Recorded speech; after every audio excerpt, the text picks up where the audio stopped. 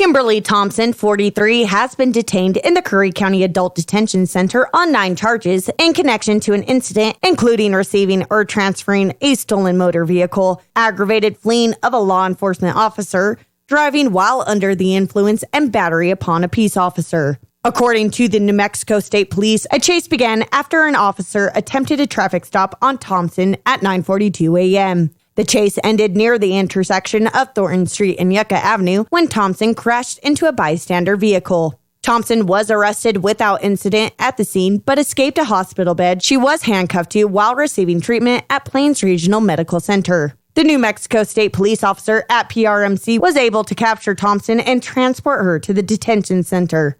The bystander was taken to PRMC, but the identity and medical condition were not disclosed. Rosalie Salas of Clovis said her 2007 Monte Carlo was one of the vehicles involved in the incident, having been stolen sometime after midnight. 9 train cars derailed west of Fort Sumner early Saturday morning, but no injuries or hazardous material spills were reported. The incident occurred just before 3 a.m. Saturday, blocking 2 tracks. One track was reopened about 1:30 p.m., and the other was expected to reopen by 5 a.m. today. Railroad officials said they are conducting an investigation into what caused the derailment. The Curry County Commission will consider a retainer agreement for lawsuits dealing with the groundwater contamination adjacent to Cannon Air Force Base when it meets tomorrow at their regularly scheduled meeting.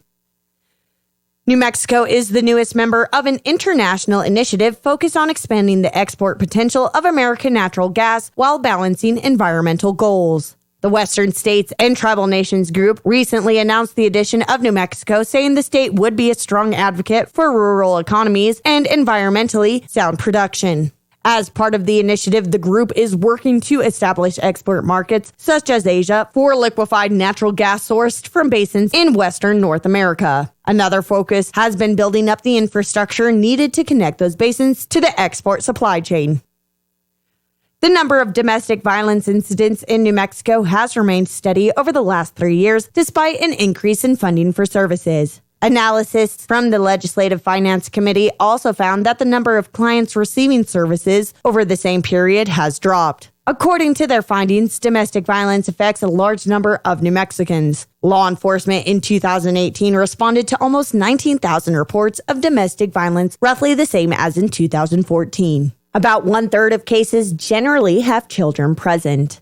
The Roosevelt County Road Department has begun work on South Roosevelt Road U from South Roosevelt 12 to South Roosevelt Road 14.5. The department will also be chip sealing South Roosevelt Road 8 from New Mexico 88 to New Mexico 206 tomorrow and Wednesday with weather permitting. South Roosevelt Road Q from South Roosevelt Road 6 to South Roosevelt Road 7 is slated to be closed tomorrow to allow for tree trimming. The Portales City Council will look to appoint a new member to the Lodgers Tax Advisory Board after the departure of Crisula Webb of Holiday Inn Express during its regular meeting this Tuesday as well. The Clovis Community College Board of Trustees will look at its employment contract with the new incoming president during its final regular meeting of the year Wednesday morning.